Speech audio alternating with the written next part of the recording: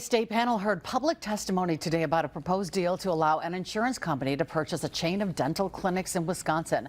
The office that is of the Commissioner of Insurance said today at the start of the hearing that staff recommended approval of Delta Dental's proposal to purchase Cherry Tree Dental, which has several locations in northeast Wisconsin. The clinics operate under various names in Ashwaubenon, Oshkosh, and Menasha.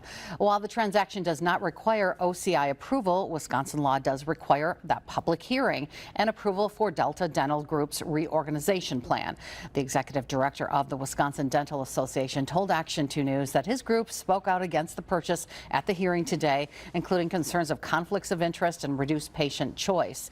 Previously telling us the group believes it's the first time a purchase like this has happened in the entire United States.